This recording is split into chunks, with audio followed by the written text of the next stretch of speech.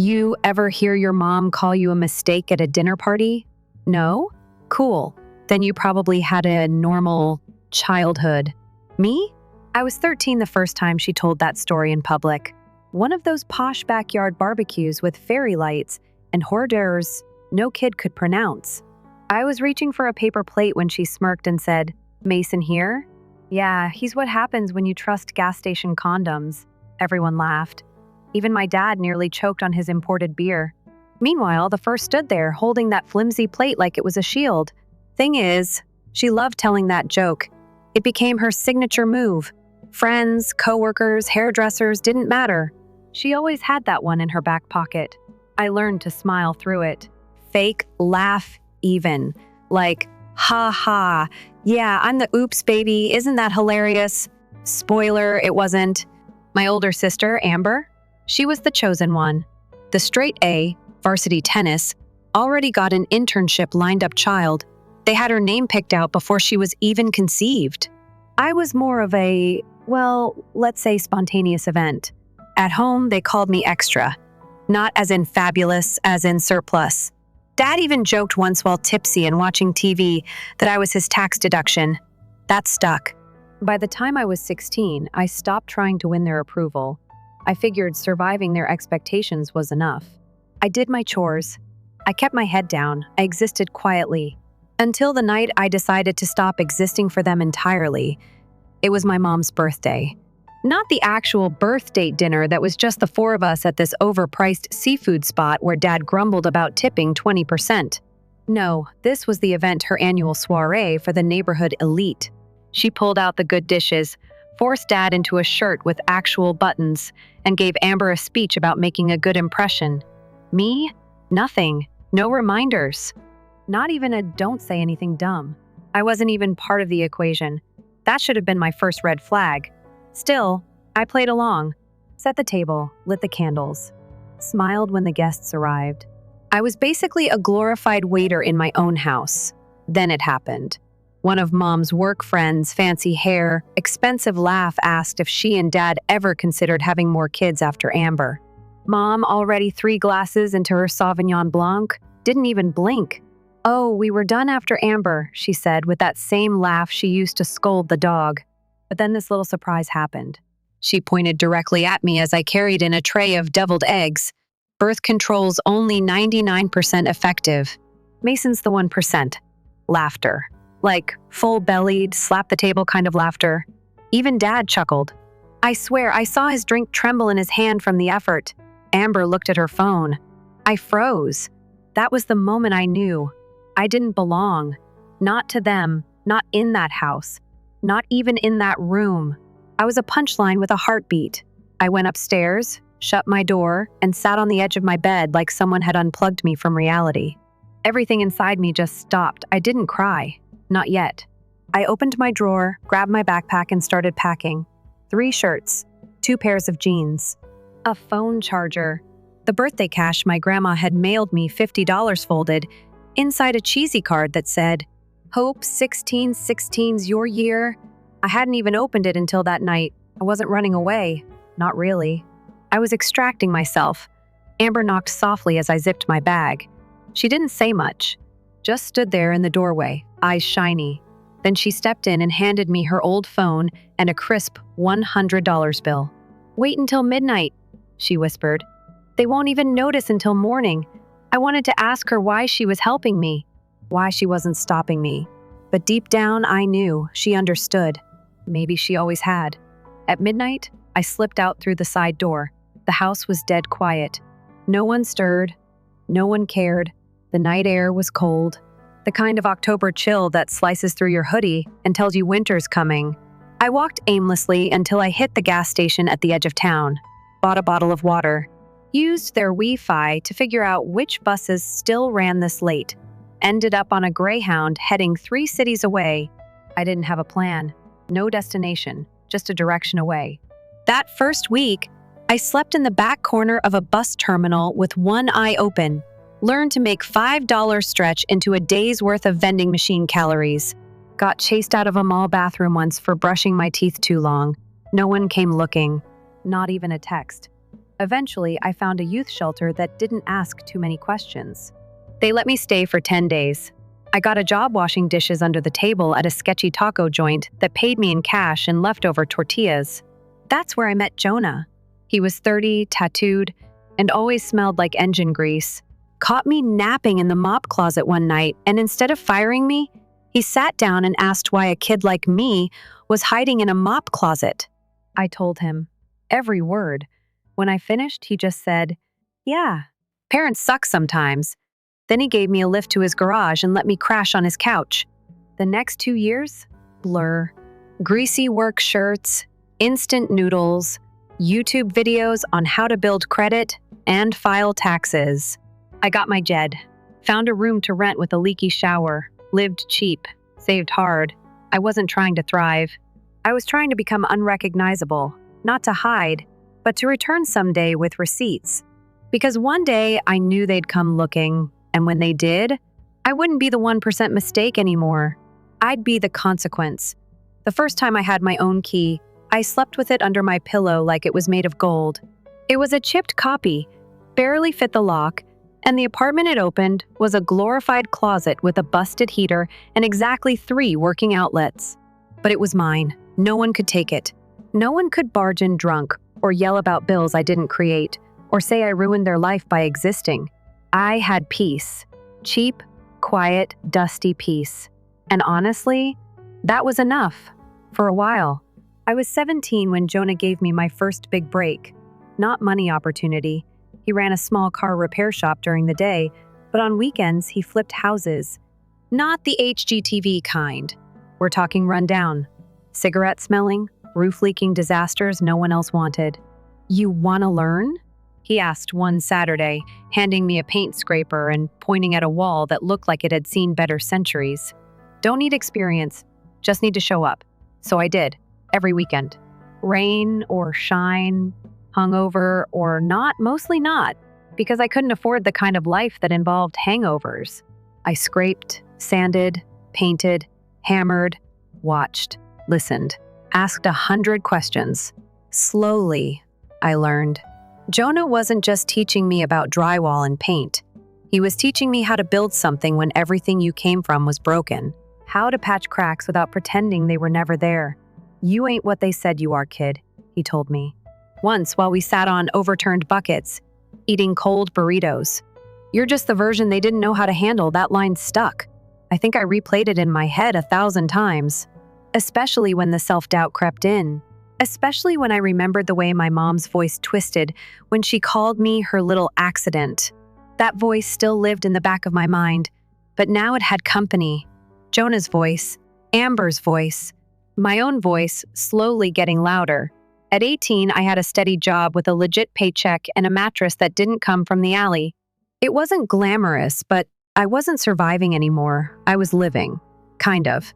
I still ate dollar ramen and biked to work, but I started learning how to save.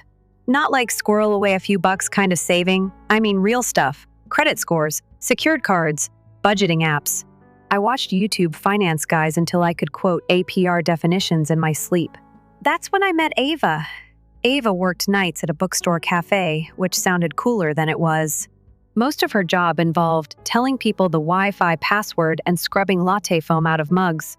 I met her because I accidentally knocked over a display of overpriced journals. She laughed and said, "Well, at least now you have something to write about." She was the first person outside Jonah who didn't ask what school I went to or what my real plans were. She asked who my favorite author was. When I hesitated, she smiled and said, "That's okay. You'll find one." We started hanging out, then talking late into the night, then staying up until sunrise watching old movies and arguing over plot holes. Ava didn't try to fix me. She didn't offer advice unless I asked for it, but she listened like someone who actually cared. Not the performative kind of caring, the real kind. She once told me, "You ever think maybe you weren't the mistake?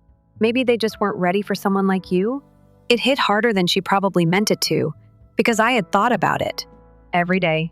By 19, I was in community college part-time. I kept my course load light, mostly business classes. I wasn't aiming for a degree. I wanted knowledge. The kind that made you dangerous in a system built to chew you up. Jonah and I partnered on a small flip. I used my savings. He matched it. We bought a foreclosure no one wanted, and over 4 brutal months, turned it into something you could actually live in. We sold it for a small profit. Nothing life-changing, but enough for me to realize something. Revenge didn't have to be loud. It could be quiet, calculated, built brick by brick, like a house no one thought you could afford to build.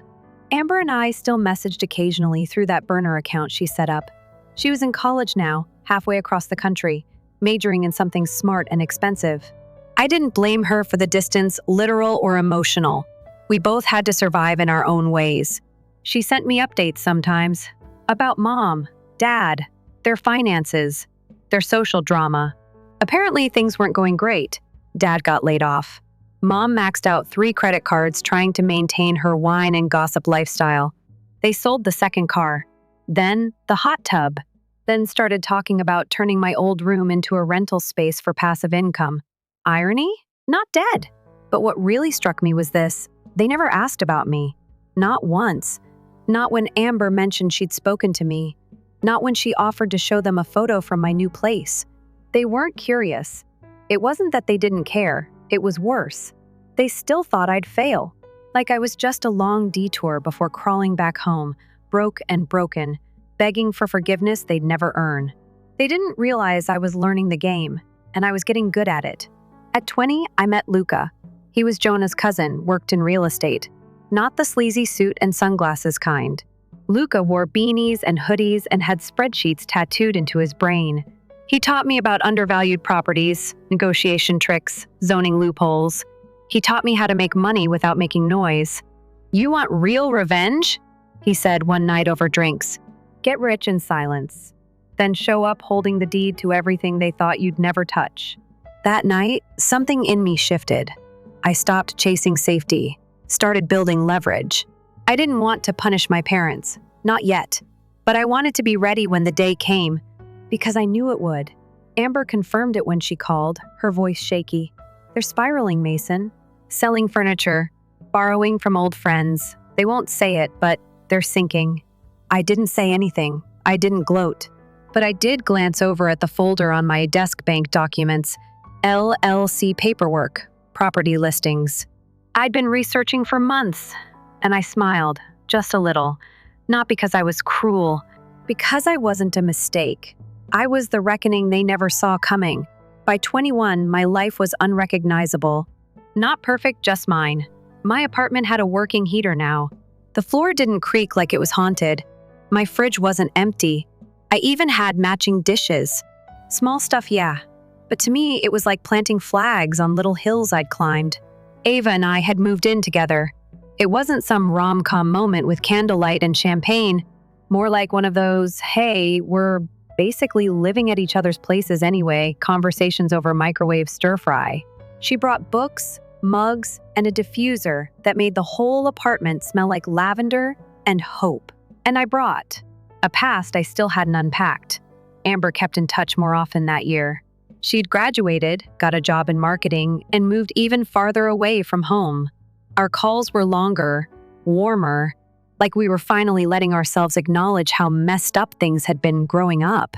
She didn't ask much about my life, but she listened when I shared. She never acted shocked, never made me feel like I had to censor the rough edges. Just accepted it. Like siblings should have from the start. One night, she sent me a message that just said, "They're going to lose the house." I stared at the text for a long time, not because I didn't believe it, but because I'd been waiting for it. Turns out they'd refinanced twice in 5 years. Dad had burned through his severance trying to start a handyman business. Problem was, he wasn't handy. Mom had sunk thousands into some fake investment seminar she found on Facebook. They were 3 months behind on the mortgage, with no savings and maxed out cards. The kicker? They still hadn't reached out to me. Amber said Mom cried during a dinner party last week. Not because of the money, but because nobody showed up anymore. Apparently, the social circle she'd spent years clawing into had quietly pushed her out. That, she noticed. Me, still invisible. I'd be lying if I said it didn't sting. Even with everything I'd built, some part of me still wanted them to say we were wrong about you. Just once. just enough to soften the scar. But that part of me had gotten quieter over the years.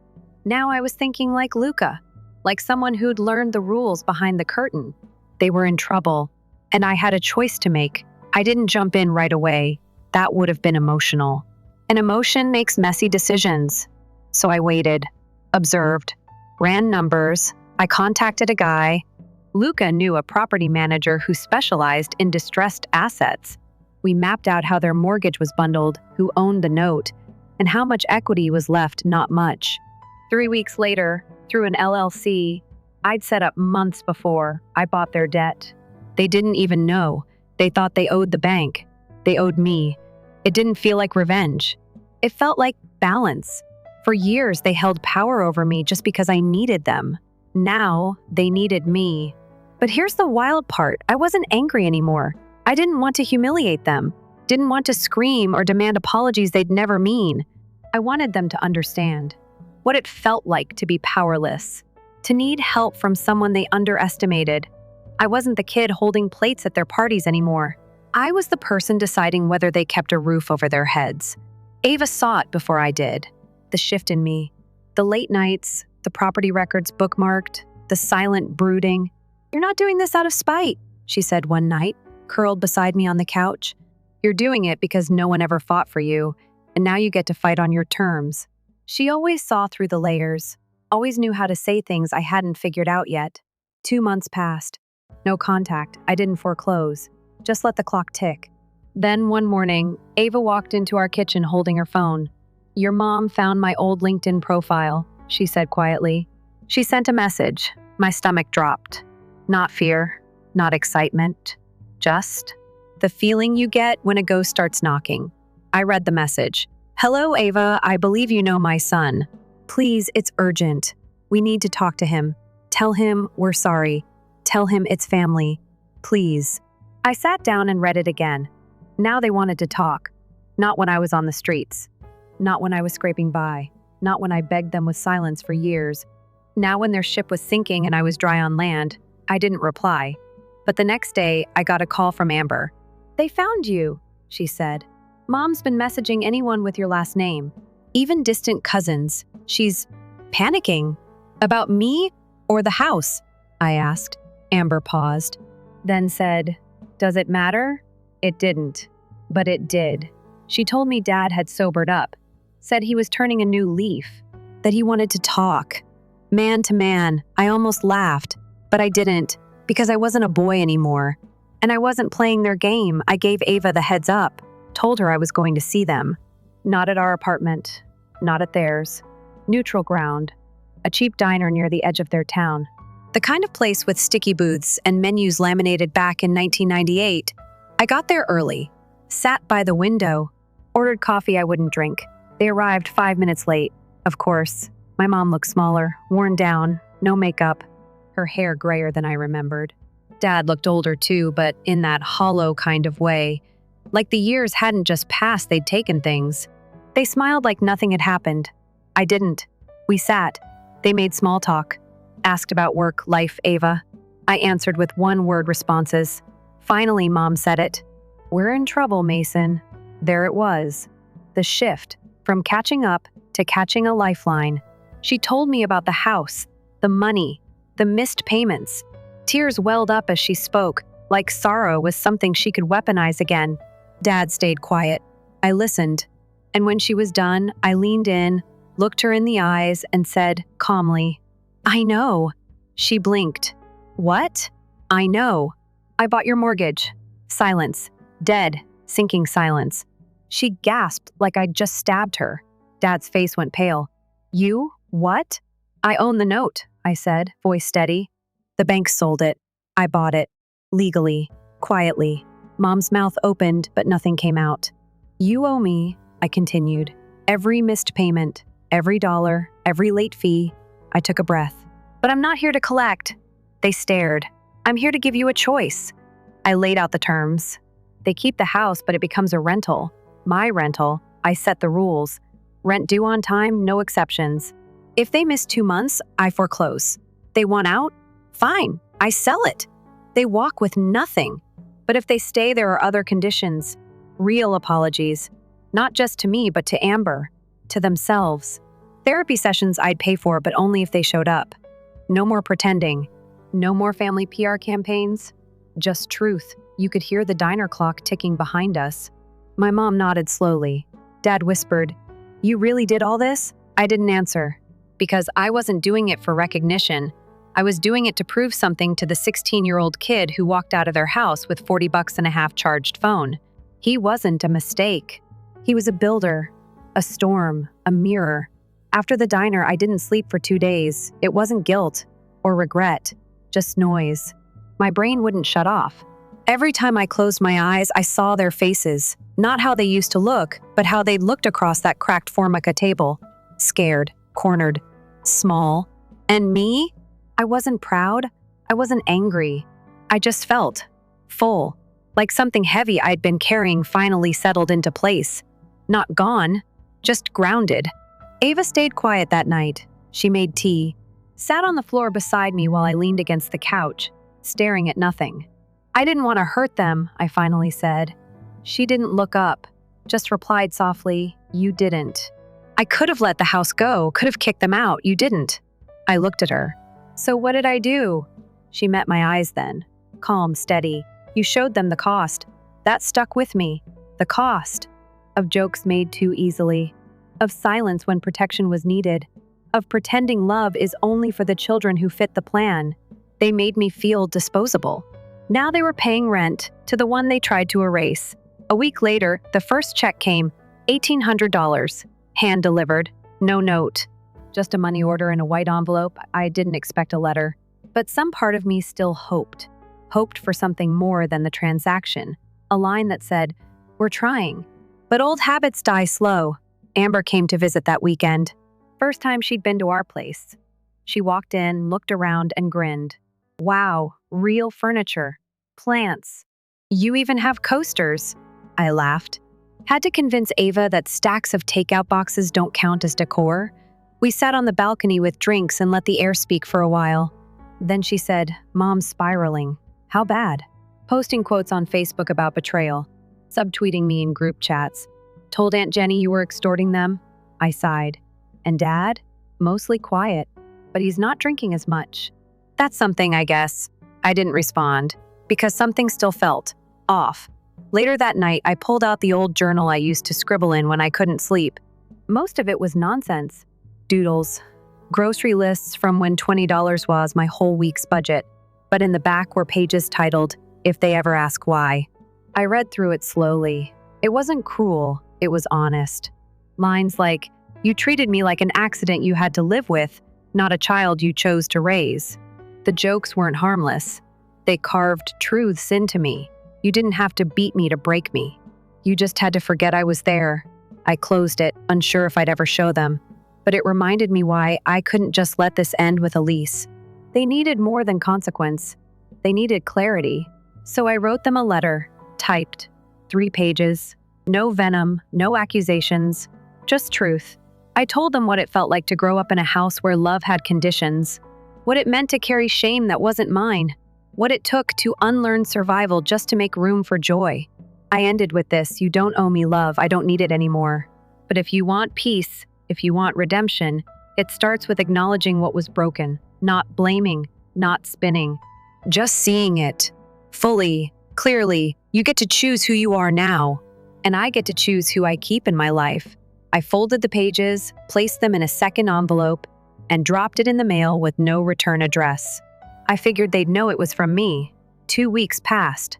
No response. Then, a text from Amber.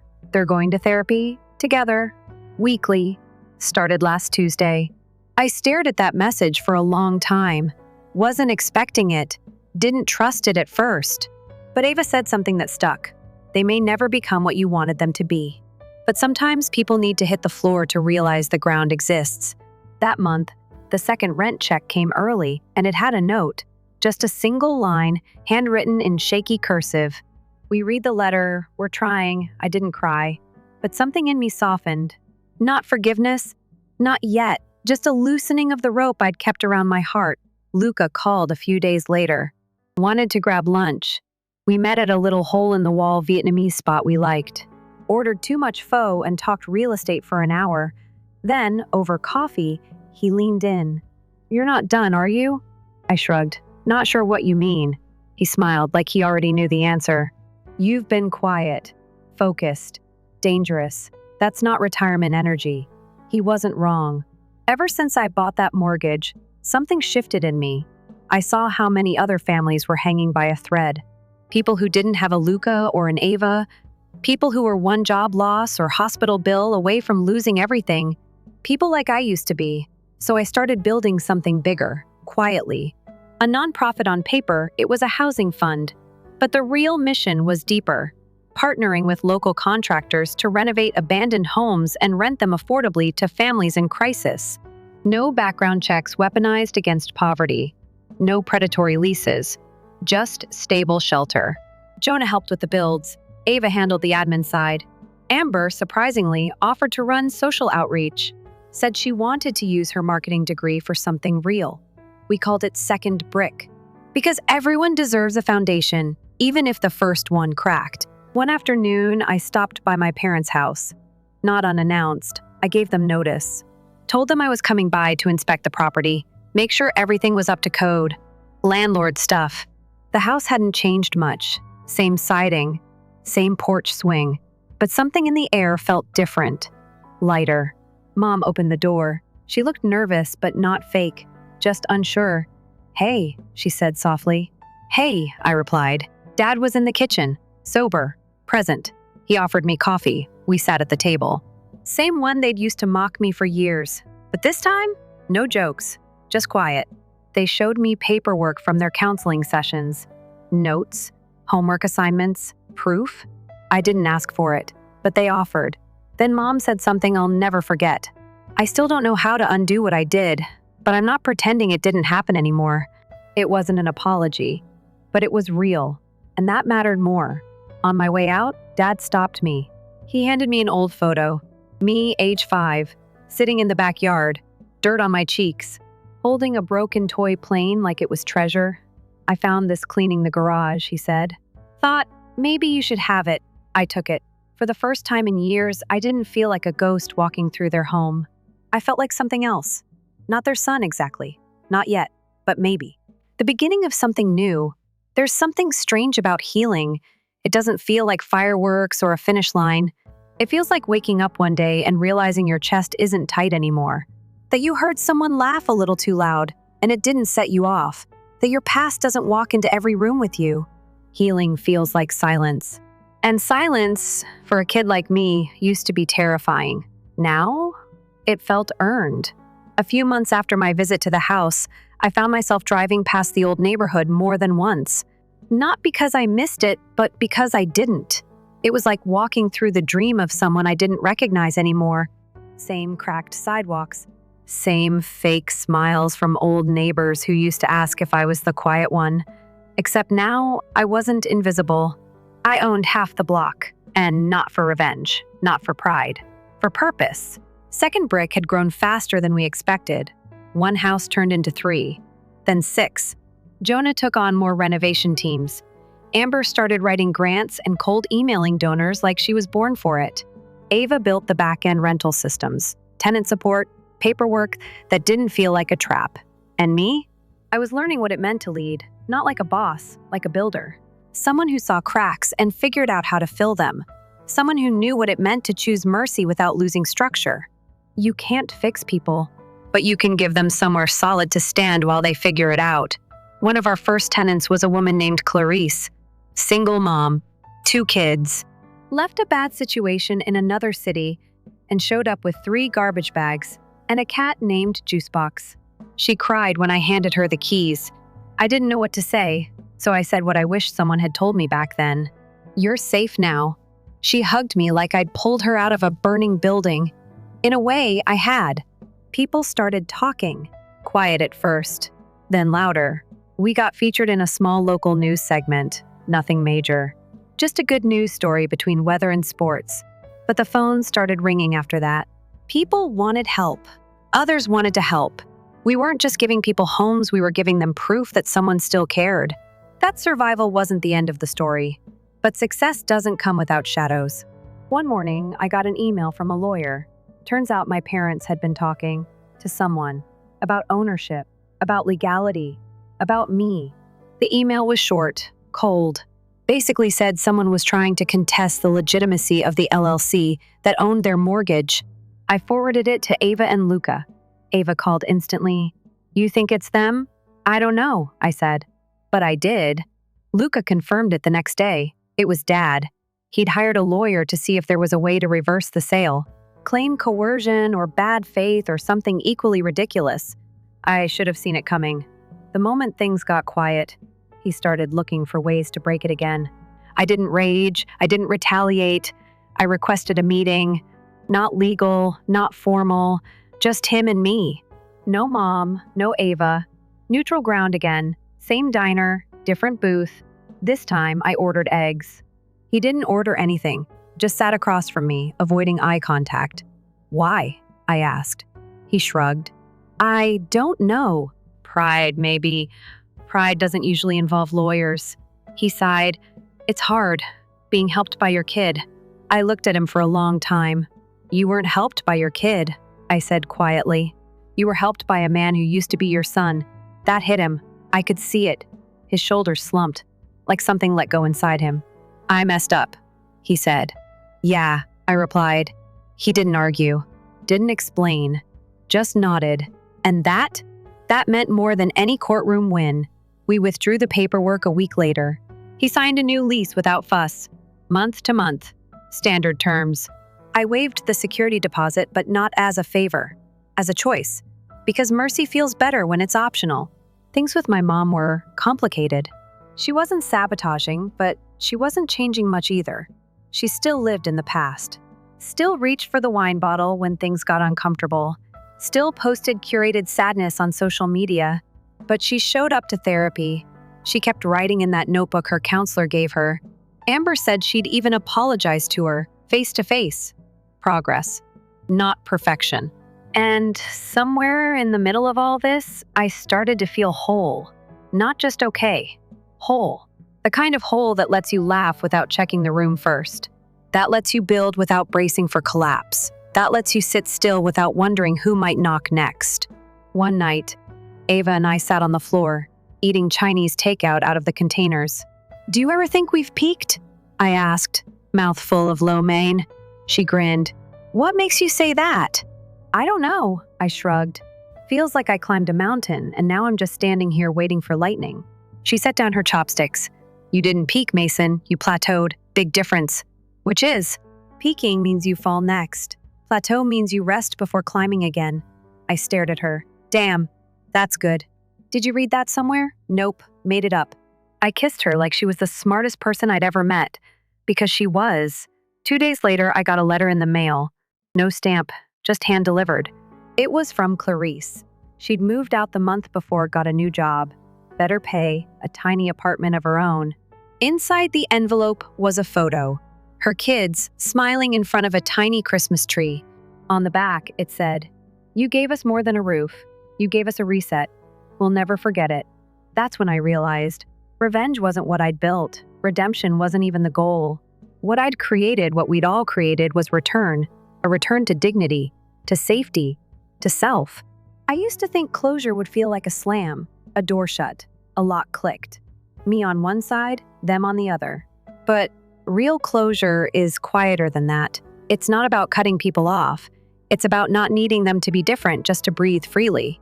It's waking up and realizing the weight is finally behind you, and you didn't drop it. You carried it to the end, set it down, and walked on. The winter after Clarice's letter, I got sick. Nothing serious. Just one of those stubborn flu bugs that knocks you off your feet for a week and makes you reconsider your grocery choices.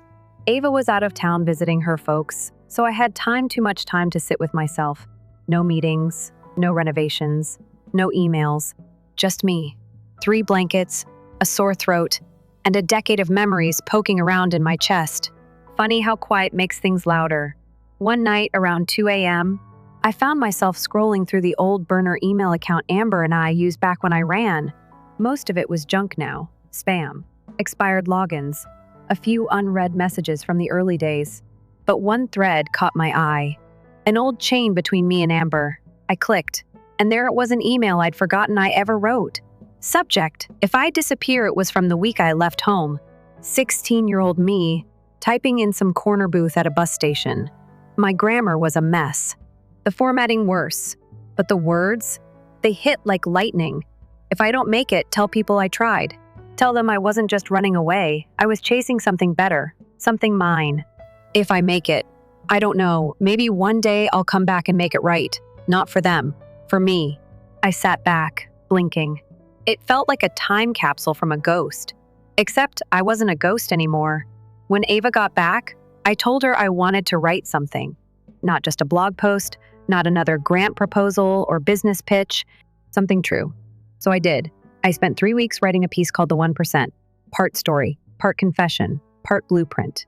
I didn't name names, didn't air my family's dirty laundry, just told the truth as I'd lived it, what it meant to be unwanted, what it took to survive, and how healing wasn't about proving anyone wrong, it was about proving myself right.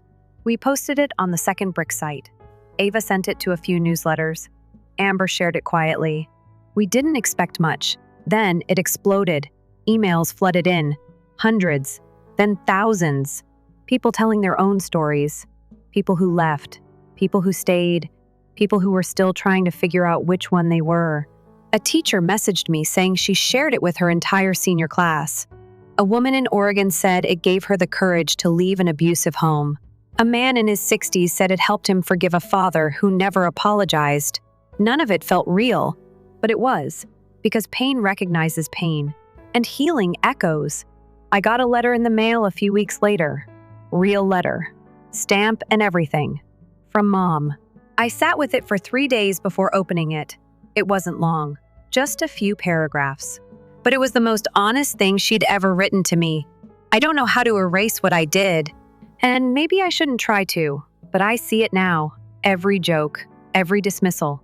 I see what it cost you to survive us, and I'm proud of who you became, even if I didn't help you get there. I hope you can carry that pride for yourself now, fully, finally. You weren't the mistake. You were the mirror, and I didn't like what I saw in it. I folded the letter, put it in a drawer, not to hide it, but to keep it, like a map I didn't need anymore but couldn't throw away. Later that month, Dad asked if he could volunteer. He showed up early, asked questions, hauled drywall like a man 20 years younger, didn't try to bond over beer or pretend to be something he wasn't. He just worked and said thank you when he left. That was enough. For now. One night, Ava and I stood on the roof of our newest project, an old motel we were turning into transitional housing. The wind was sharp, the stars sharp too. I leaned against the railing, watching the city below. She nudged me. You good? I nodded.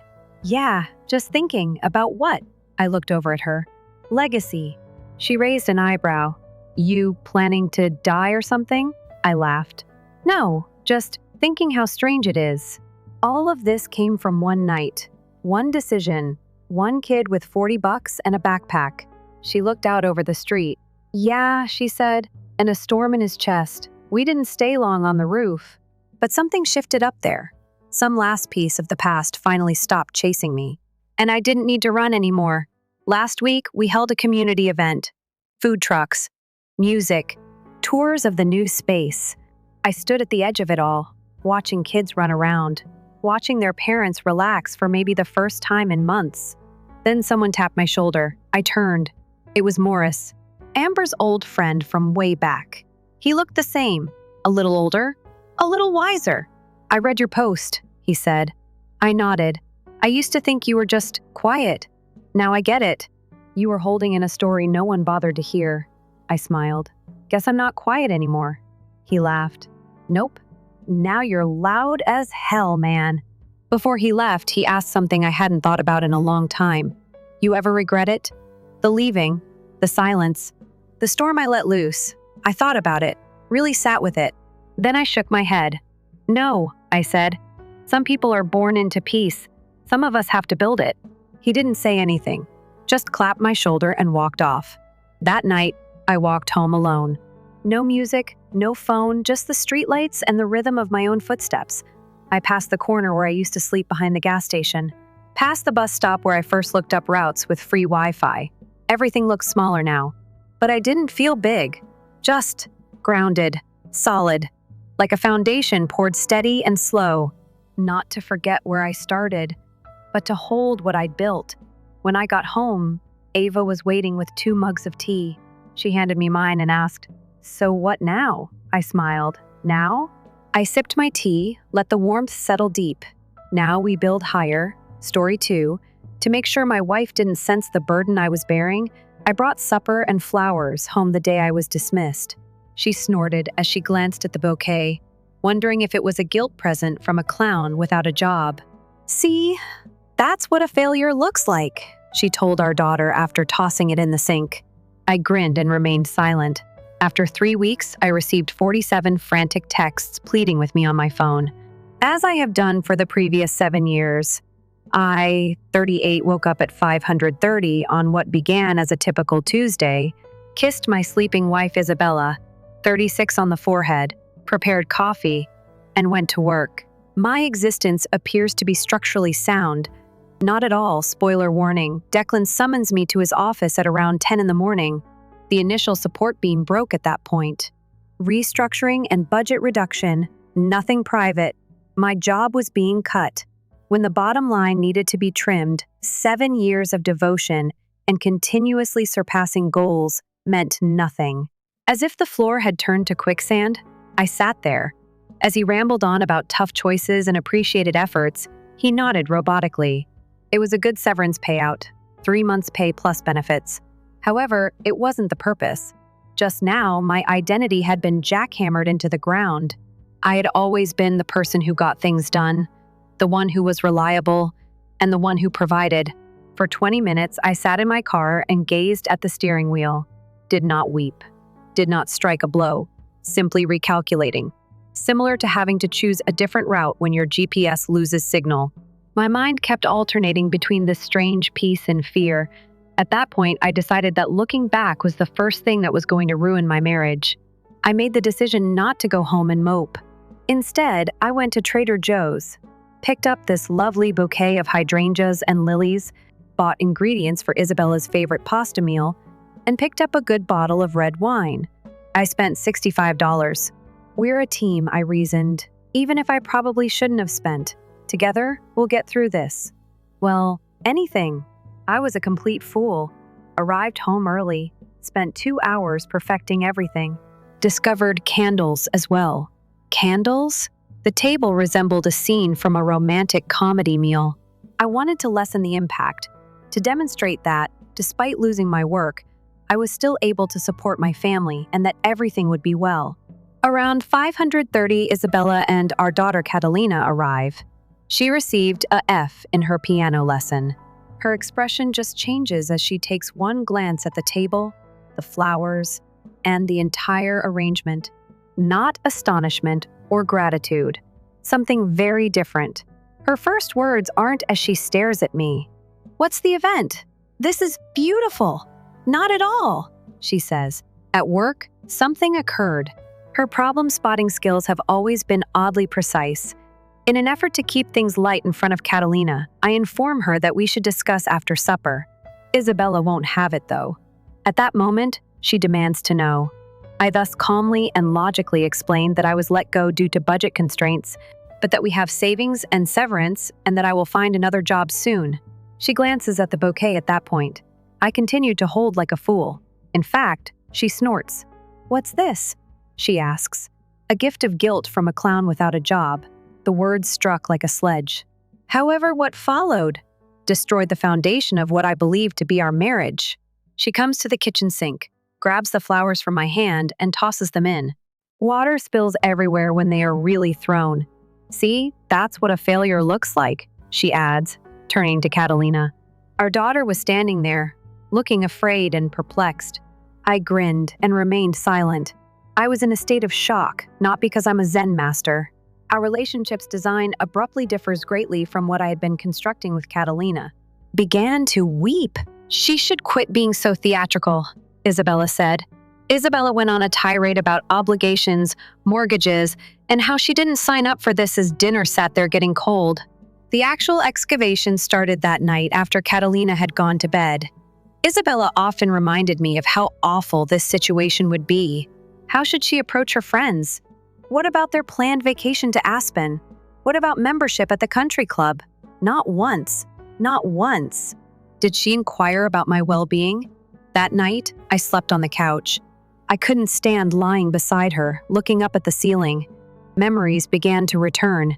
The way she cringed when my friend Russell arrived in his 10-year-old Honda rather than his brand-new Tesla that was in the shop were warning signs that I had disregarded. How Mom had to abruptly change the date of our dinners with my underachieving college pals. The remarks on our neighbor's new pool and how some people are able to support her in her incessant Instagram browsing and obsession with influencers. A luxurious getaway. While she was at her Pilates class the following morning, I began to look into our money. I discovered that she had obtained a separate credit card 6 months prior, accrued over $15, in expenses at Nordstrom, Sephora, and weekend getaways, which made sense considering how far away she had been. Isabella was already on her phone when she got home, expressing her embarrassment about my predicament to her buddy Rhonda. I was sitting there with all of our financial documents strewn out, and no one even noticed. She even recommended that I borrow money from my folks later that day. My mom works part-time at a library, and my dad is a retired teacher. Since appearances count, she was unable to postpone her planned spa weekend. After stating unequivocally that intimacy was not acceptable with an unemployed man, she slept peacefully that night. I decided. Russell had been attempting to get me to work for his company for years when I texted him. Inquired as to if his offer was still valid. That was for the following week. When Isabella could see me applying for jobs online, I pretended to be a distraught spouse. However, she spent money we didn't have every day. Russell and I were meeting to plot something more ambitious. Isabella continued to be harsh. She would say things like some daddies can keep their jobs and we might have to downsize to a neighborhood with good security in front of Catalina.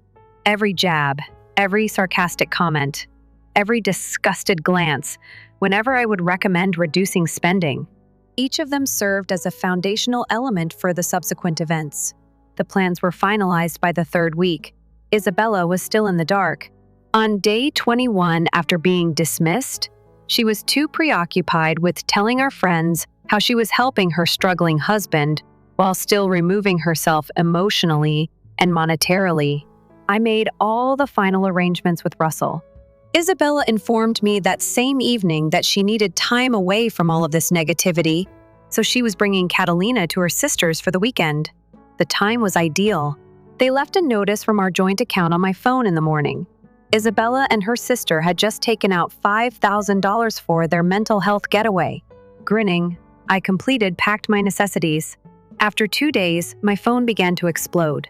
5 messages at first, then 12, then 29.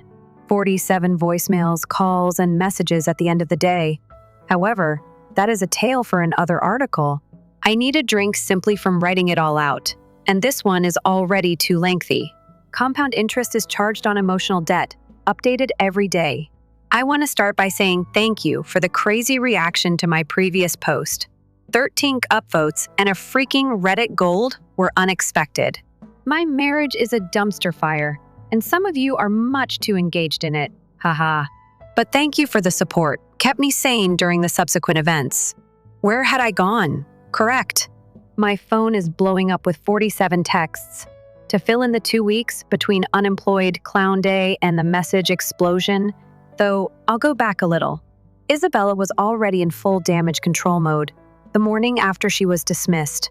Her socioeconomic status is not in my favor. She really made me swear not to discuss the work problem with anyone until she could come up with a way to frame it, as if my joblessness were a PR disaster.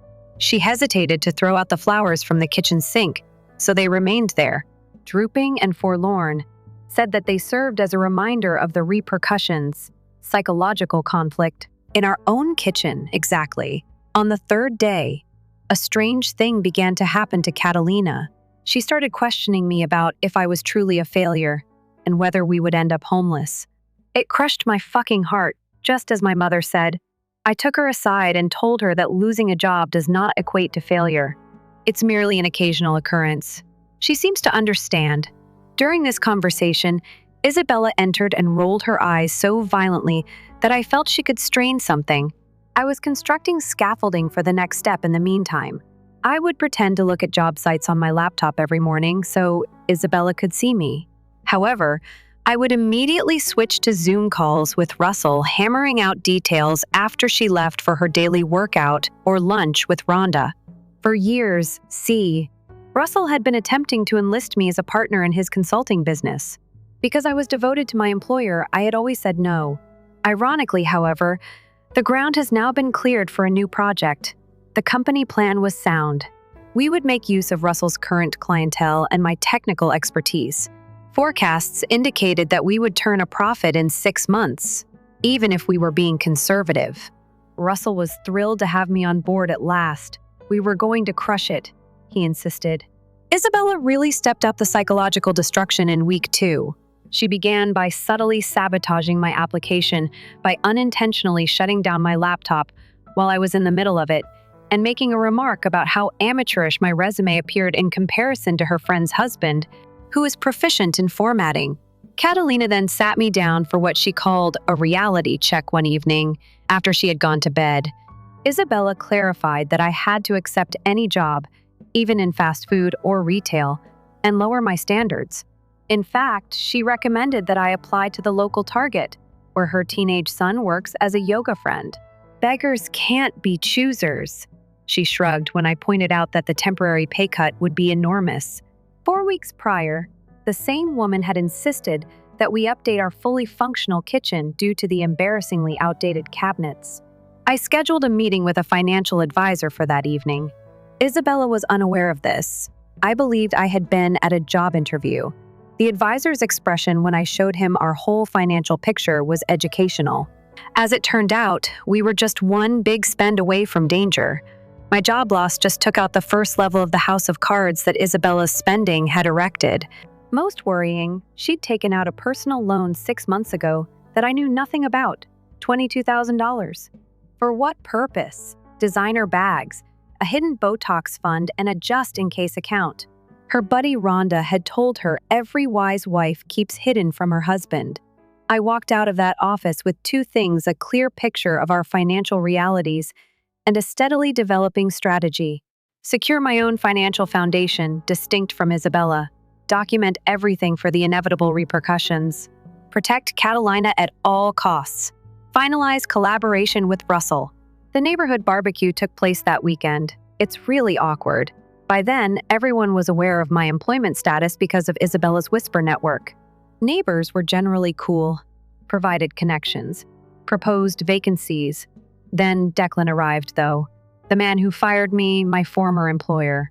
When Isabella saw him for the following hour, she virtually ran across the grass.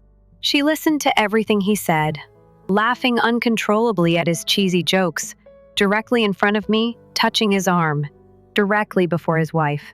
Not subtle. Later, I heard her tell him that someone in our home needed to be making real money, and she would love to learn more about prospects with his firm. To his credit, Declan appeared uneasy. His wife had a killer appearance. I opened another bank account that evening, 15 days after the firing. I received a text from Russell informing me of the date of our first customer appointment. A significant participant in the sector. It was an amazing encounter. After viewing our presentation, they essentially signed right away. It wasn't a big contract, but it was solid pay for at least 6 months of consistent labor. Initial brick of the newly constructed foundation. I kept Isabella in the dark. Rather, I visited with a divorce lawyer, paid the cash and consultation fee, and found out exactly what I needed to do to keep Catalina and myself safe. The lawyer didn't mince words. In light of Isabella's purchasing patterns, recorded her actions toward Catalina and me, as well as my prospective new revenue. I was in a position of amazing strength. Isabella cornered me in the kitchen on day 18. She had been looking through my browsing history. Significant invasion of privacy, and I was unable to locate proof that I was sending as many job applications as I said I was. Then she revealed the secret. She didn't sign up to help a man who couldn't help himself. Thus, she was reevaluating our future. That night on the couch, she seemed to have forgotten the absurdity of her support claim, given that she had provided precisely zero emotional assistance.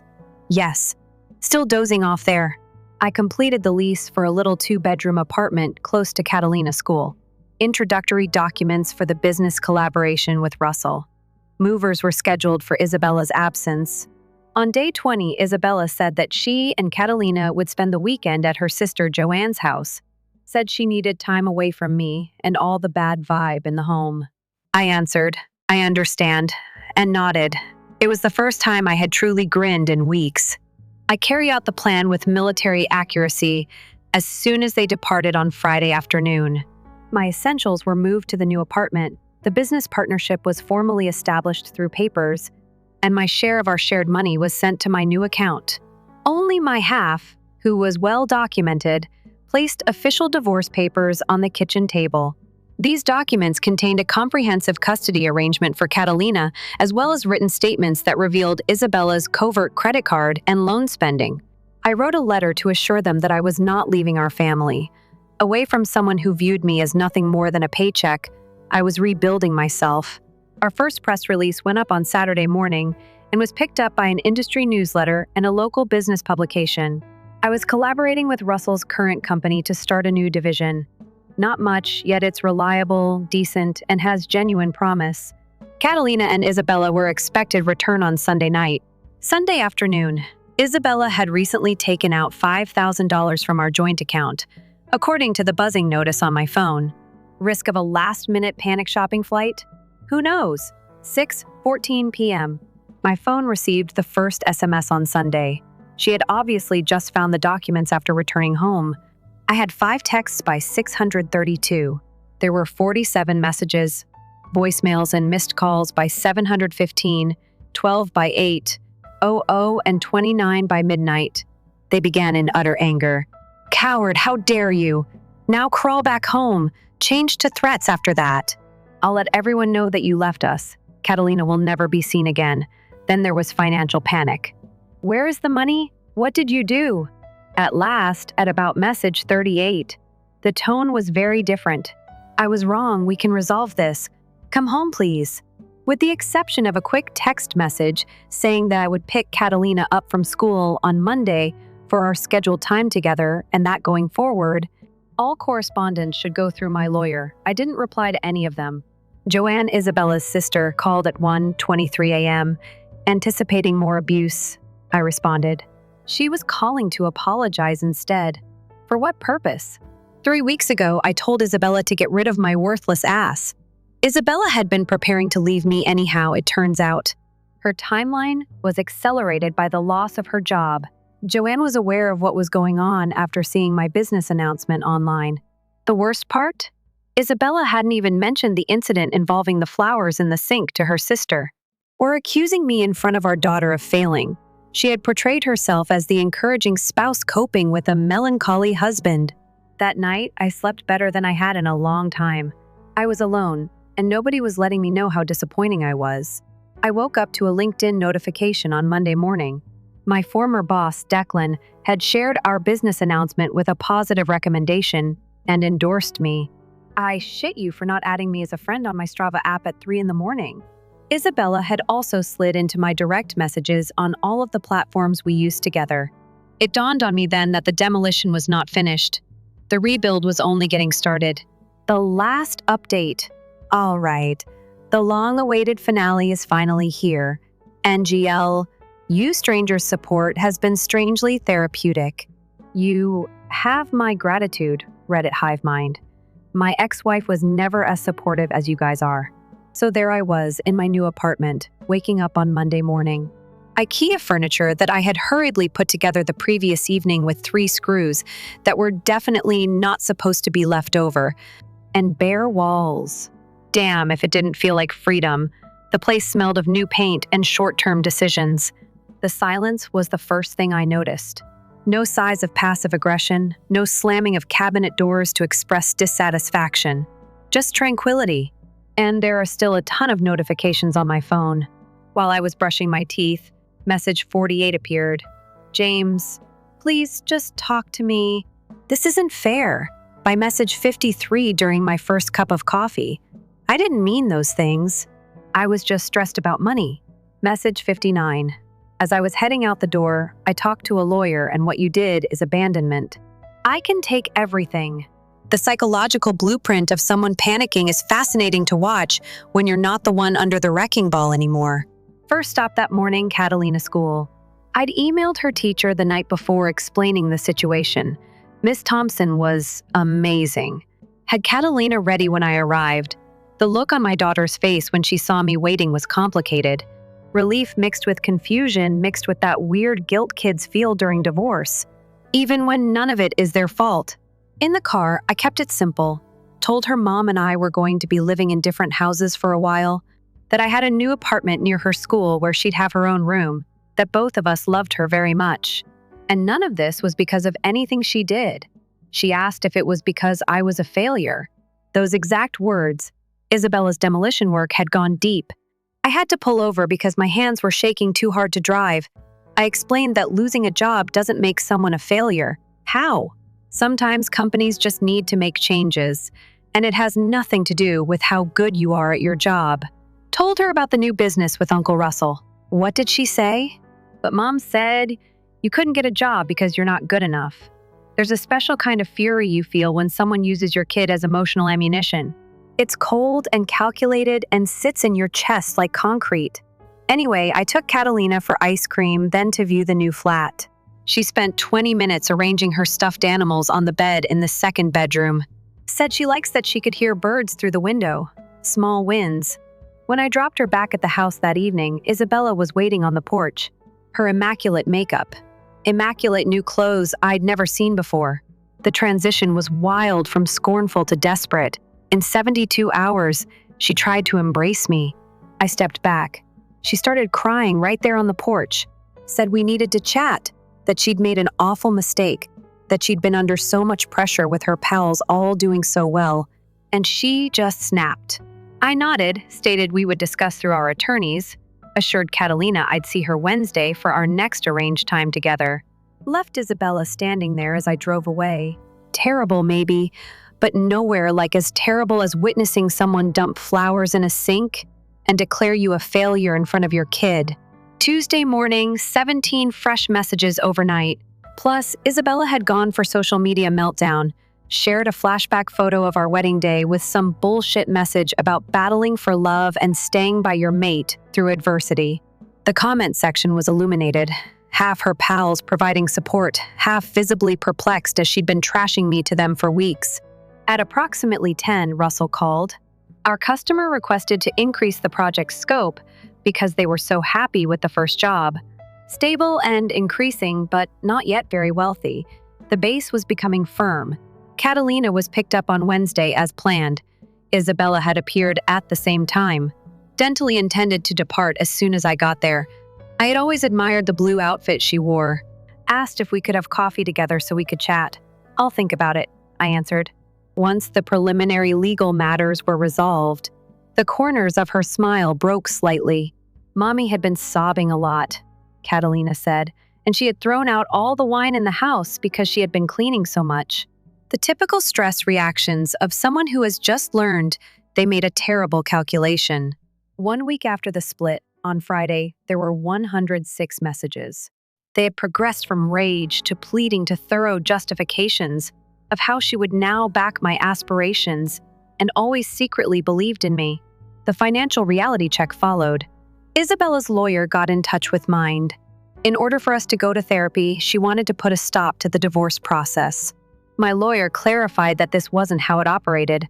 She also inquired about Isabella's intentions to pay off the debt after pointing out that she had maxed out 2 more credit cards since I had gone. The weekend, I had Catalina from Saturday through Sunday night under one of the new custody arrangements. We prepared pancakes that looked more like abstract art than breakfast, watched Disney Plus, and constructed a pillow fort. After we moved into the apartment, she inquired as to whether we may have a dog. Maybe once we're more established, I said, because Isabella's judgment on Sunday night didn't dominate them. Ordinary occasions seemed special. I left Catalina off and found Isabella waiting once more. Had been sobbing, obviously. Claimed to have begun treatment and to be working on it. Asked whether I had noticed her Instagram post on my company accomplishment. I had muted her on every platform, so I hadn't. The second week after the split, the message became more bizarre but less intense. She shared screenshots of couples treatment alternatives, links to vacation rentals and homes for sale, and an uncaptioned photo of our wedding location. Digital despair. The ambush followed. Isabella arrived to my apartment on Tuesday at 6:30 p.m., carrying a bottle of wine and takeout from my favorite Thai restaurant. How she discovered my address is still a mystery to me. Most likely via a friend of both parties. She wasn't invited in. We conversed in the corridor. She sobbed, claimed to have understood the true meaning of existence. Social media and maintaining appearances had poisoned her, and losing me had made her realize who she had become. I may have melted and believed her if it had been 6 months earlier. In 2 weeks, however, the lady who tosses flowers into a sink remains unchanged. There was too much structural damage for a hasty repair job. I informed her that, although I valued her reflection, I wanted time to myself. Catalina's co-parenting was now my first focus. She sobbed loudly as she left the food and wine at my door and departed. After sticking his head out and giving me a disapproving glance, the neighbor across the hall vanished back inside. Welcome to the third week of apartment living. Joanne, Isabella's sister, contacted once again to report that Isabella was losing her mind and skipping work, claiming to have given me everything in order to get me back. In fact, Joanne expressed regret for her own part in allowing Isabella's materialism throughout the years, claiming that their parents' insistence on getting married properly had distorted them both. Russell and I were building gradually in the meanwhile. Nothing spectacular, just steady advancement. I was finding who I was without Isabella's incessant criticism as background noise, which is why my confidence was returning, not because of commercial success. I consented to meet Isabella in a coffee shop a month after I moved out. The area is neutral. According to the barista, she had ordered my customary drink and was holding onto it as if it held the key to a successful reconciliation when she arrived 15 minutes early. The discussion was enlightening. Following the first few sobs and excuses, I posed the straightforward query, "Why did you marry me?" Her response exposed every structural weakness in our partnership. She described how her acquaintances had all been pleased by my talent and how she had always envisioned us moving up the social ladder together. She made no mention of respect, love, or cooperation. She seems very perplexed when I brought this up. She obviously adored me. For what other reason would she have spent 12 years creating our life? It had never quite made sense to her that marriage may be about more than investments and profits. I had complete clarity as I walked out of that coffee shop. There was nothing on which to construct.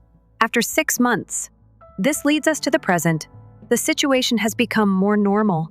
Catalina divides her time between the two homes, visiting a child therapist who is assisting her in making sense of things. The company we run with Russell keeps expanding slowly, giving us stability rather than wealth. To pay off her debt, Isabella had to sell her expensive SUV and designer purses. I resumed my casual dating life. Nothing major. To save money, Isabella moved in with her parents. Still sends once in a while. Don't forget to text at 2 in the morning. Catalina turned 11 yesterday. We hosted a modest gathering at a neutral park area in the area. Isabella and I were able to maintain our civility, even taking a group shot for Catalina's benefit. Isabella grabbed me aside as we were packing up and asked if I ever considered trying again, claimed to have matured a lot and learned her lesson. I gave her a glance. Observe her closely. She remained stunning. Despite her financial difficulties, she is nonetheless flawless. But all I could see was the woman who tried to educate our kid that a man's value is determined by his salary while standing in our kitchen and throwing flowers in the sink. I informed her that, although I was happy she was doing better, that bridge had irreparably burnt. I went back to the florist where I had purchased those unfortunate flowers this morning. It was 6 months ago, grabbed a little bunch of wildflowers. While Catalina was getting ready for school, I drove to my apartment. I gave them to her, told her that flowers are a simple way for individuals to express their affection at times, not because they feel bad or because they desire anything. She grinned. Place them in a glass of water. We asked if we may purchase ice cream after school because we still don't have a decent vase. Watching someone else fail isn't always the greatest form of retaliation. The goal is to use the debris they left behind to create something greater,